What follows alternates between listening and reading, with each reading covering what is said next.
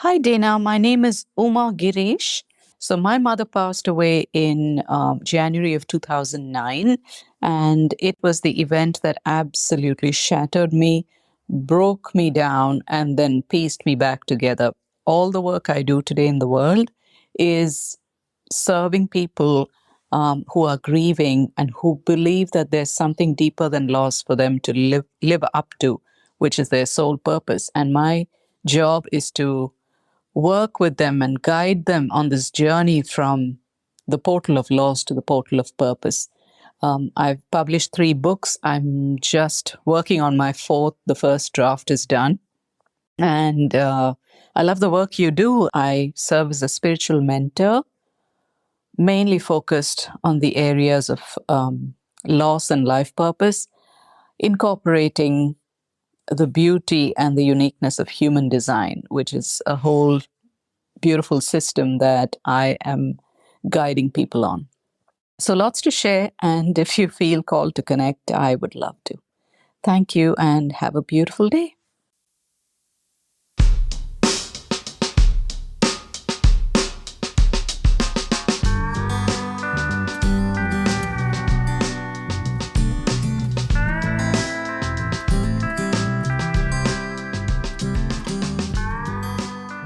Welcome to I Swear on My Mother's Grave and the final episode of season 3. I did it. I did it. Wasn't sure I was going to make it to the end. And we did it. We did this collectively, 3 seasons, baby. Thank you for supporting me on this ride. I don't want to bury the lead. I don't want to be manipulative. So I also want to welcome you to the end of my podcast journey with all of you. Yep. This is it, friends. I am turning off the mic after this episode, but I might release a special compilation of conversations you haven't even heard yet at some point because there are so many amazing people you still haven't heard. I have catalogs of audio from like 2021. I might put out some bonus episodes too, so don't unsubscribe forever. It is hard for me to say goodbye to you all and to the show because I've put so much time, energy, brain power, money into building it. And I've made so many amazing friends on and off the mic. It has been unreal, the community I now have forever. And thank you. And it's helped me heal. But sometimes things end naturally. And that's how this feels. It feels like the right time and the right moment in my grief journey to step away. So since goodbyes are hard and I don't want to ghost you, it just felt fitting to end this journey talking about preparing to say goodbye to those we love and to share with you all what I learned about sitting with the dying as I approached my Nana's death this past summer. The truth is that if I'd never started this podcast, I'm not sure I could have made it through her decline and her looming death all year with such acceptance and tools and the grace to say goodbye. If you've been listening to the show for the last 3 years, you know that my Nana, Donna, is my mom's mom and my best friend. She's like the sister I never had, and she's like a second mother to me. I also got to live really close to her for most of my life, with the exception of college, so she was always about an hour away. In this episode, we're going to do 2 things. You're going to get to hear an excerpt of a conversation I had with Uma Girish, a spiritual mentor and author who reached out to me via my website. She's the beautiful voice you heard at the top of this episode. Uma and I first connected in 2022, and then I asked her if we could get back on the mic together this past May when I knew that my Nana was struggling after having COVID and pneumonia earlier in the year. I had been preparing for months to say goodbye to her, and because Uma has experience sitting with the dying and has a wise, calming way about her, I knew that she could provide some wisdom for me. Uma is going to remind me and all of you that the dying can sense our energy, that my Nana just wants my presence, and that maybe right now it is time for silence. It's okay to just be, to just sit with her. What a lesson for life, right? And for preparing for death. My Nana passed away 3 weeks after this conversation. And I'm going to tell you a little bit about those 4 days, sitting bedside with my Nana, and how Uma's advice kept rumbling through my mind about my memories of both my mother's death and my Nana's life, and how maybe this entire podcast journey was leading me to this moment. This is Uma Girish, My Nana's Death, and Me.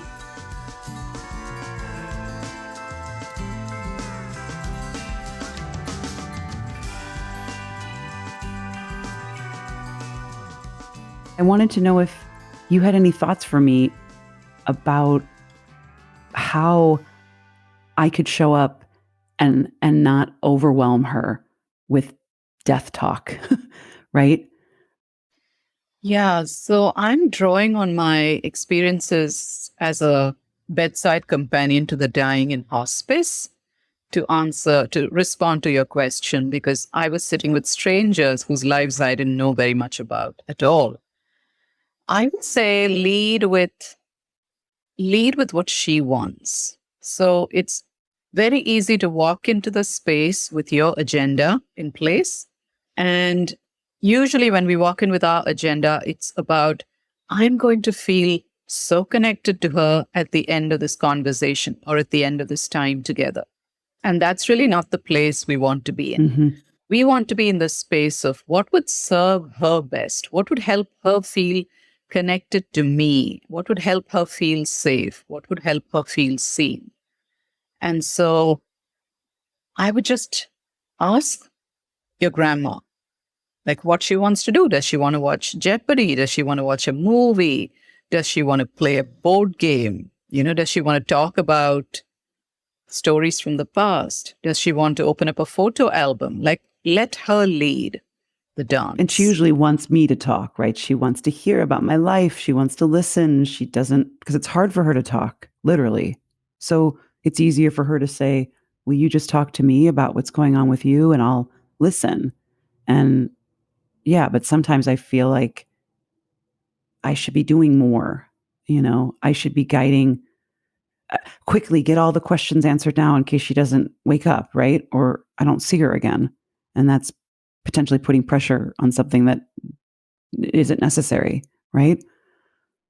And I so understand that, Dana, because from your end, you want to make this time count, right? You are aware of time slipping away, like, pouring through the hourglass, sand pouring through the hourglass.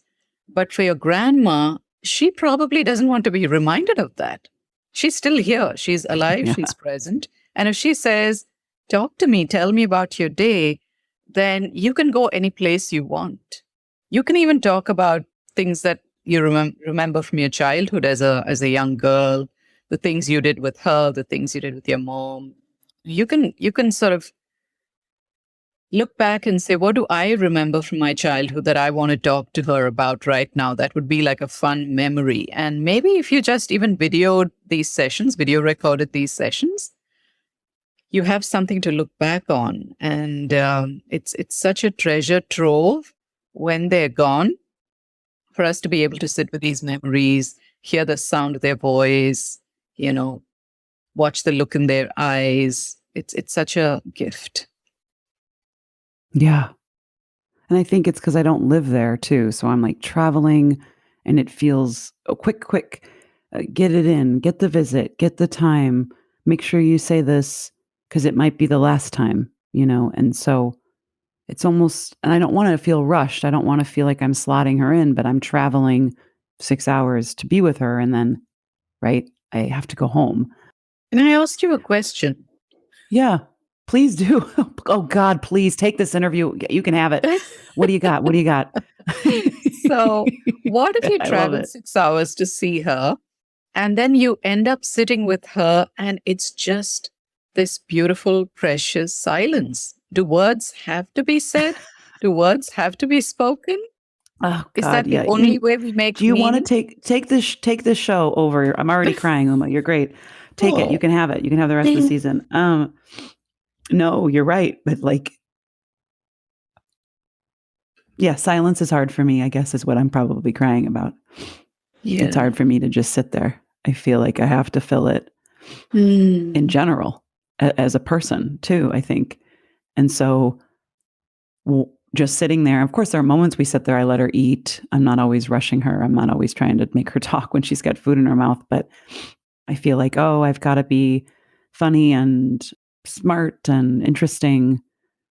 And sitting in silence is hard.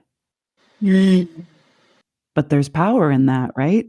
There's a lot of power in that, but our culture has, taught us to fill silences with words. So most people are very awkward when there are no words that enter a space.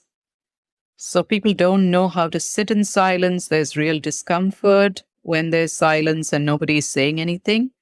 But if you inhabit that space, it is pure energy. It is the energy of love. Sometimes it's hard to know what to say or to find the right words to speak. And just having this moment of silence or having moments of silence between two people can communicate so much. I mean, your grandma feels your energy. You don't have to be witty or charming or funny or any of that. She just wants you sitting there. I mean, just you sitting there beside her makes her so happy. Why isn't that enough? Why can't that be enough? Right? Right. Did you sit beside people in silence a lot when you were a bedside companion? Oh my goodness, yes. Because many of them had already lost consciousness. So I would sometimes just sit there and sing to them. And I would sing songs from, Indian hymns and songs they probably don't even know. But I just sat there and sang. Or sometimes I just hold their hand and just sit there quietly, close my eyes. Um, and I would visualize light moving from my heart through my hand to theirs and easing whatever pain or discomfort they were experiencing in the moment. And to me, some of those times have felt like the most precious because I didn't know this person. As a vigil volunteer, which means I often sat with people who didn't have family, who had nobody, so they were dying alone. But we believe in hospice that no one should have to die alone. So I was actually companioning a person who had no family or friends. Sometimes these were people who were extremely harsh, bitter, cruel in their lives. So they alienated all the people that knew them. So in this last moment, when this person is dying and they're unconscious, I don't know them. I just know that I'm here as a vigil volunteer and I am a human presence, just companioning them on their last breaths. So I would just sit there and really tune into what feels most natural for me to be doing right now. So if the person was awake and they had a specific request, then I would be honored to perform that, whether it was rubbing lotion, whether it was holding their hand. Some of them would have questions about, the afterlife that they'd never pondered in the days and months and years prior. So then there's a specific agenda. But if you don't know the person and they can't speak to you, then you just have to sit there and be present. And presence for me was such an important part of what I was doing, how I was showing up for this person at the end stages of their life. How do you quiet your own mind? If you're trying to be present, you're trying to throw light and energy towards someone else that you don't know. And you might have your own swirling thoughts about your own, I don't know, maybe more immortality. How do you quiet your mind and stay present? How do you channel light to someone? How do you do that? How do you, quiet the brain and just be still? I mean, I know meditation, I know there's a lot of answers. I just wonder for you how you did that. Yeah, for me, meditation was a big part of quieting my mind. So I have been meditating now for about 14, 15 years. I've had a consistent practice, but I was very new to meditation when I was a hospice volunteer because I became a hospice volunteer after my mother died. And Right. that's when I really needed to quiet my racing mind. And so I began my meditation practice as a way to quiet my mind. But something beautiful happened every time I entered the space of a dying person. I just felt the presence of spirit. I don't know how to describe it, except it was just such a powerful, energetic presence in the room. And before I stepped into the room, I would always think about an intention. I would say, I don't know what this person needs. So I was talking to the great spirit or the universe or God. I would say, I don't know what this person needs, but just help me to be that presence of love in their space. And oftentimes that's all you need. I mean, if you set an intention and you offer what you're feeling, the not enoughness, the way your mind says you must have an agenda, you must do something tangible and concrete to help this person.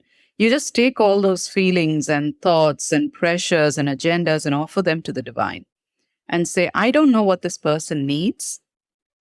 I'm just willing to show up and be a loving presence here. So whatever needs to happen, you guide the way. And often that just worked out very well for me. Yeah. Sometimes my grandma, when I show up, she wants to do logistics, like pay the bill, right? A bill she has, or look at the email. And I remember once I said to her, can we just talk? Can we just sit here? I feel like when I come, I always have to do the business. And I remember being able to articulate, I kind of don't want to do that right now. I don't want to talk about Chase Bank for the next 30 minutes. You know what I mean? I just want to be with you. And that was a big deal for me. And I need to remember that I also, can advocate for what might help me be able to be the most present granddaughter I can be. And also I wanted to really just spend time with her and not talk about all the logistics, even though that's easier, like we said, than sometimes, right? Talking about her feelings or her end of life and the ticking time bomb, right? And here's the thing. They often feel our energy. They can sense our discomfort. They can sense trying to move away from things that need to be spoken. They can sense avoiding all of that. Mm-hmm. So it's, for me, every time I entered a dying person's space, I would cleanse my energy. Literally, remove the busyness, remove the agenda, remove what's the right thing to do? What's the best thing to do? How can I make this time most productive in terms of how I serve them? I would literally cleanse all those thoughts and feelings from my space so that when I entered that room, I was just a presence of love. That's how I wanted to show up. That would be the most valuable thing for them. And it was always about them. It was never about me. Right. That's why I was doing the work. Yeah. Right. For them. Yeah, that's helpful. I should do that. I'm going to see her in 2 weeks, I think. Yeah. May 22nd. So I'll see her again. She's excited for me to visit. I'm going to see her 2 days in a row. So it'll be nice. Yeah. Awesome. I'd love to know how your visit goes differently the next time. Now that we've had a conversation about all of this and you've had some reflections about how you want to be more present to her and just be available for the experience instead of having a predetermined outcome in mind. Yeah, I know. I like to predetermine lots of things. I'm working on it. I'll plan ahead for every moment of every step of my life.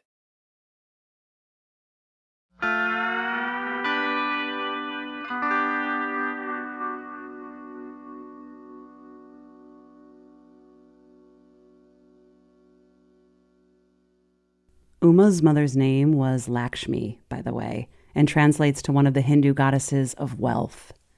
Be available for the experience versus having a predetermined experience in your mind. Uma's words have been rumbling through my mind for months. The infamous May 22nd visit we chatted about was the last time I saw my Nana, upright, alert, and present, and came at the tail end of a trip to Chicago that I took to see friends and attend an event downtown. I remember feeling a bit rushed that trip and overscheduled during those 4 days, trying to cram in seeing people and moving from one friend's extra guest bedroom to the next. I also sort of just wished that I could stay in the city and I didn't have to drive an hour west to see my Nana. Those feelings of obligation and at times stress had only intensified in the last year when I moved 6 hours away from her after having lived close to my 96-year-old Nana for most of my life, with the exception of college. Even though she was in a nursing home now and she had a part-time caregiver, I felt guilty for actively moving away. And at times my visits started to feel like obligations to check off a list and slot in when they coincided with other reasons to be in Chicago. But be available for the experience versus having a predetermined experience in your mind was all I could try and remember as I walked into her room in May with some homemade bread that a friend in Chicago had made for her.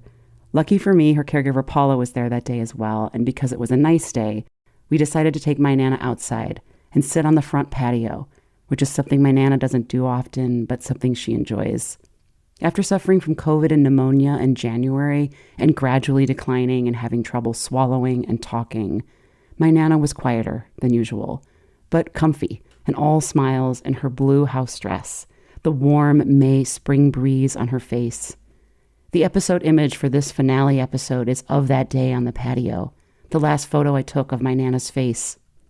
I couldn't say that I was 100% present for this visit, if I'm being honest, since I still had one more overnight here in Windermere in the guest residences of the retirement home. They're connected to the nursing home, and I usually stay here because it's really cheap, about $80, and I can just stay on the premises. So I was also knee-deep at this time in our upcoming Mother's Grave retreat planning, so I had to work tonight and then drive the 6 hours home to Michigan tomorrow.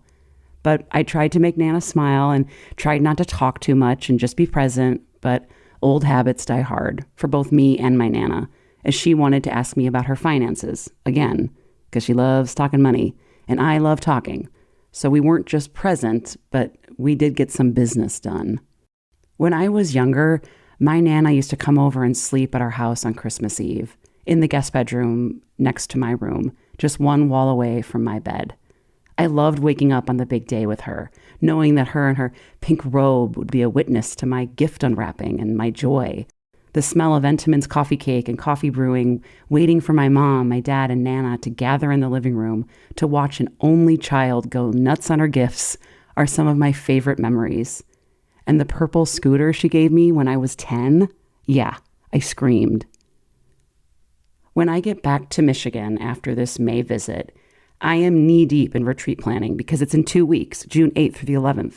I'm also up for a full-time job here in Michigan with a nonprofit organization, so I'm trying to prep for that interview as well. But the Mother's Grave retreat is a huge success, and it ended up being one of the most spectacular weekends of my life. We ate amazing home-cooked food with incredible people, had massages, we built mandalas on the beach, we wrote to the dead, we object shared, we spent time around a water altar and laughed a lot. 2 participants even came back to this retreat after attending our inaugural one in October. How cool is that?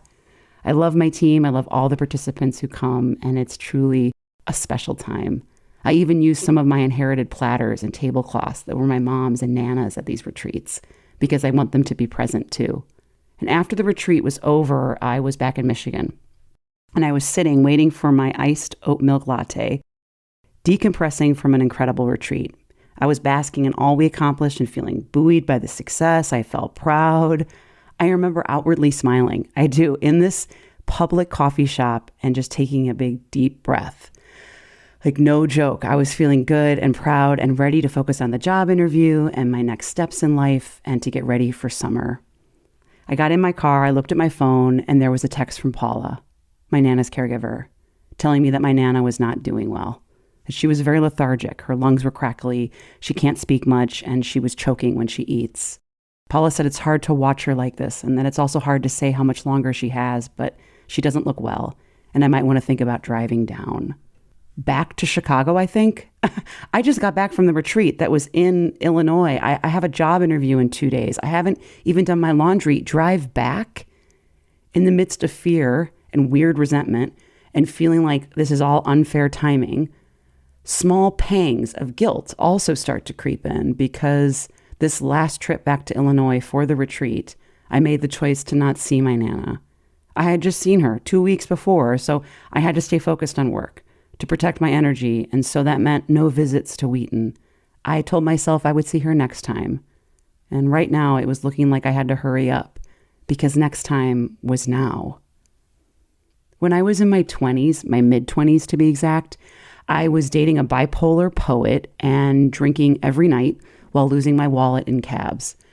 And my parents got divorced after 37 years of marriage. It was one of the most devastating phone calls of my life, even if I wasn't completely surprised.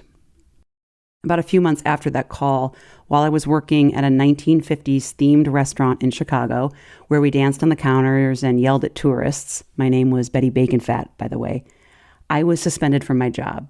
It's a long story, but I made a mistake, and I brought a kid a drink without carding him. And 2 days later, after I was suspended, I was informed that I'd been let go while I was at the airport with my Nana. My Nana and I were flying to visit and support my deeply depressed mother in Arizona, who was struggling after a complicated back surgery and mourning the fact that my father had just moved out. My mother was barely leaving her bedroom or sleeping, a pattern that would continue for the next 10 years. On the airplane, I remember looking out the window and finding the courage to tell my Nana that I had just lost my serving job, that I had been fired. Without missing a beat, she looked right at me and said, "Good. What's next?" As I stood outside my Nana's nursing home door with my husband by my side, 3 days after getting that text from Paula and 4 days before my first wedding anniversary, I remembered Uma's words: be available for the experience versus having a predetermined experience in your mind. I also quickly cleansed my energy and set an intention. My intention was to be calming and to allow calm, to allow stillness. My Nana was still awake when we walked in, and she was able to nod and blink, and she squeezed my hand and mouthed, "Love you," the moment I got to her bedside. Paula, her caregiver, was also there, which put me at ease. Channeling calm, but still leaning into humor as a defense mechanism, which I love doing, and to try and keep the mood light, I said, "We decided we wanted to celebrate our wedding anniversary back here at the nursing home where we got married last year. It sounded romantic." She smiled at me, but it was a sad smile. It was a knowing smile because she knew that wasn't true. That isn't why we came. She knew why we were here, but she couldn't speak it, and neither could we. Over the last year, a few people have suggested that I ask my Nana if she imagines herself coming back as an energy or an animal after her death, to ask her what she imagines the afterlife to look like and what her ideal death would be. But I never ask her those questions because I honestly can't imagine her thinking she would ever come back as a butterfly or the breeze on my face. I promise you, my Nana would rather talk about her Chase bank statements and why she isn't getting them in the mail anymore and watch Jeopardy than talk about the afterlife and coming back as a butterfly. When we come back to visit my Nana the next day, one of her favorite aides, Maria, stops me in the hall. She has tears in her eyes and she says, "Oh, Dana, your grandmother is ready to go, but she was waiting for you." I wanted to ask her, did my Nana ever say anything about coming back as a butterfly? But instead, I thanked her and hugged her, and then she said, "Oh, and happy anniversary weekend. That was such a fun time." I keep forgetting that a lot of the staff here saw me in my wedding dress out back on the patio last year and watched me kiss my husband while they served people in the dining room. It was such a surreal day, but I know it meant so much to my Nana that we included her. Over the next 4 days, every day we come back into her room, my Nana's condition was worse, which is to be expected when you're no longer eating or drinking. Hospice is called to help with meds and pain management, and the nursing staff can really only keep you comfortable and change you when needed. A bunch of different cleaning ladies, nurses, aides, and staff from Windscape keep stopping by to see her and to talk about her daily skincare products, her beautiful clothes, her immaculate room, her high standards for routine, and to say hi to Jonathan and I, to wish my husband and I a happy wedding anniversary. If the dying can sense our energy, then I had to keep leaning on calm. And the only thing that I knew would calm me and her was classical music and reading. My Nana and I both loved reading. And so I pulled out the romantic novel that I bought specifically for this moment at the Target in town for 10% off. A mindless rom-com about two New York 30-somethings that will allow me to escape and be still as I sit vigil with my Nana. With Mozart playing through the TV in between chapters, I would hold her hand or brush her hair. I would stare at her, wondering if she could feel me there. Did she know I was reading? Did she wonder why I left at night? Was she scared? Was she thinking of her two daughters, Jo and Barbara, whom she buried during her lifetime, and how she might see them again? Was she thinking of her husband? Was she thinking of her Chico's pants? For years, my Nana and I would chat on the phone or email. My Nana kept her iPad until the day she died. But right now, she could do neither of those things. And now there is immense power and grace in the silence. And as you know, silence can be hard for me. And yet she was asking for it. It's time to go, Nana. All words have been said. I thanked her in silence for holding me close and protecting me for so many years. It's time to go. I tell her she doesn't have to be strong anymore, and her skin is flawless. It's time to go. A friend texted me and asked me how I was doing.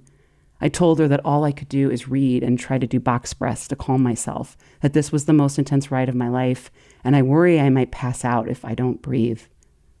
My friend texted back and said yes to all of this. It's intense.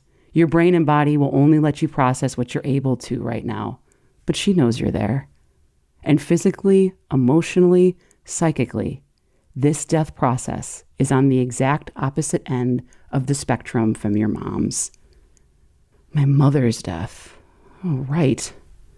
My mother. My mother. I miss my mother. Why aren't you here? Why are you not beside me? Why am I doing this without you? And then I remember I looked to the corner of the room where there is the exact same picture of my mother and I that I have had out next to me in my house for every single interview I have ever done for this podcast. It's the exact same photo in my grandma's room, taken from my senior year of college. There she is. She is in the room with us, and we are ushering out my mother and my grandmother together. I wasn't in the room when my mother died. My mother died alone. But this room is filled with people, and in her last breaths, 45 minutes after Jeopardy ends on Monday, June 19th, the day after our wedding anniversary, Paula, Jonathan, and I lay our hands on my Nana, and she gasps a final breath. It's time to go, Nana. During one of the last Christmas holidays of my mom's life, I arrived from Chicago to her townhome in the suburbs, and she wasn't there. I was about 34 years old, and my mom had left me a message that she called herself an ambulance earlier in the day, and she was now in the ER. She wasn't feeling great, and she thought that she was having a heart attack. And so Christmas was essentially over. I remember feeling like my mom did this to avoid gathering with us, that she was pushing us away by admitting herself to the hospital. I debated about sleeping alone in her townhouse, but ultimately decided to sleep with my Nana instead, in her retirement condo. Another sleepover with Nana, and this time I slept in the bed with her. The intimacy of this was not lost on me, and I remember thinking what a gift it was to get this chance, maybe my last chance, to sleep with her, my only living Nana, my best friend and sister.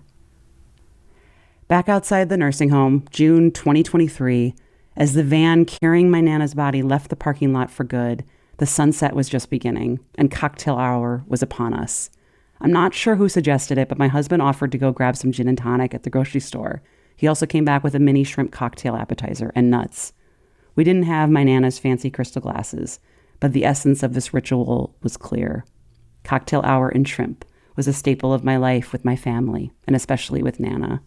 Every birthday visit, Thanksgiving and Christmas, when my mother was living and my parents were married, this was a part of our lives. And so the three of us, Paula, Jonathan, and I, sat at the patio tables under the awning outside of Windscape Nursing Home, off of Manchester Road in Wheaton, Illinois, the town I was raised in, and raised a glass to Donna, my Nana.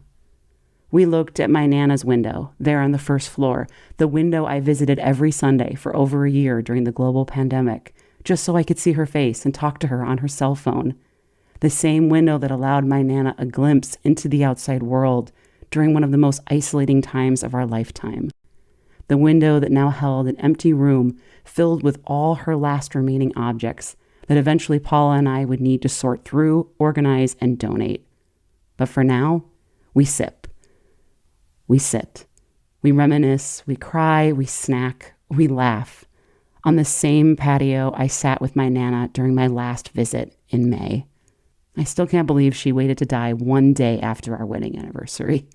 but also I can because she wanted us to have our own special day. And let's be honest, she also wanted her own day. She didn't want to share it. I still can't believe I got to bear witness to the end of her life.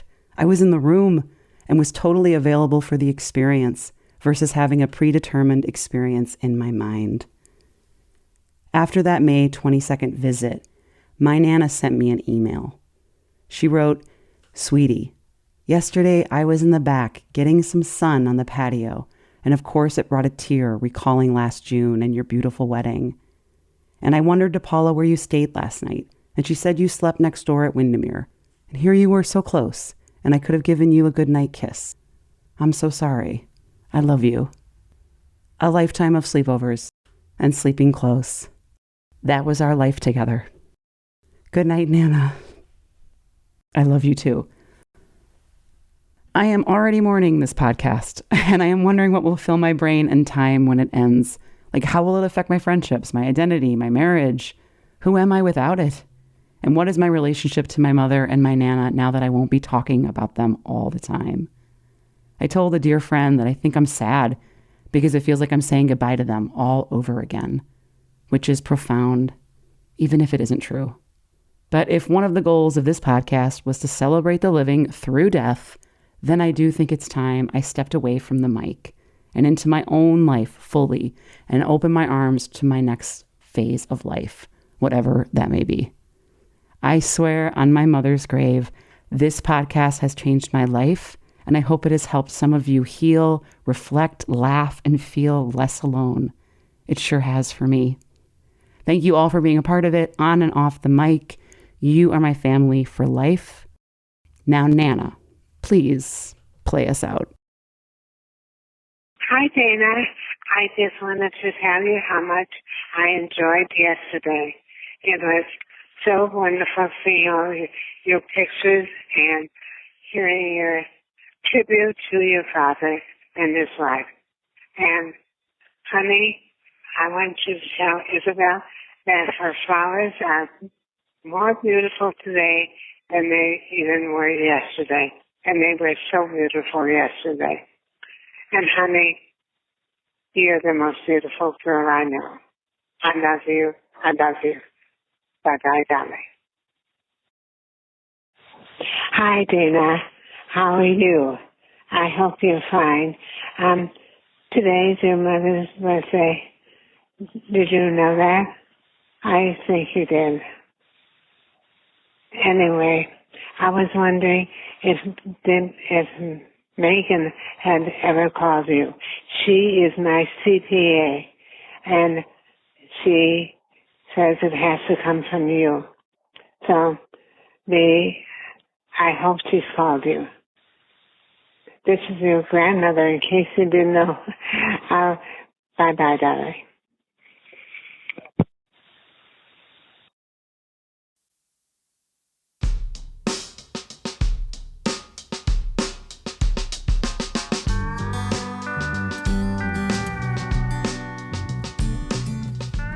The third season, which is crazy to say, of I Swear on My Mother's Grave podcast would never be possible without our editor, Amanda Mayo from Cassiopeia Studio. I also want to thank our music composer, Adam Ohlendorf, our graphic designer and illustrator, Meredith Montgomery, our copywriter, Rachel Claff, and Tony Howell and Jonathan Freeland for all of their work on our beautiful website. And as always, thank you to Heather Bodie for her emotional, spiritual, social, physical, for all of the help over all of the years. Thank you. And all of you, thank you for listening, for subscribing, for reaching out, for telling all of your friends. I know that this club, this complicated, messy club, isn't fun to be in, but I'm so glad that you're here. I couldn't do this without you. So thank you for being a part of this community. And if you haven't signed up for our newsletter, please do so at our website, which is danablack.org, not just because I want to sell you stuff, but because I want to keep talking to you and you talking to me. So go check that out. There's personal stories. I'll tell you about the season, and you'll learn about some live retreats that we're curating, one retreat at a time.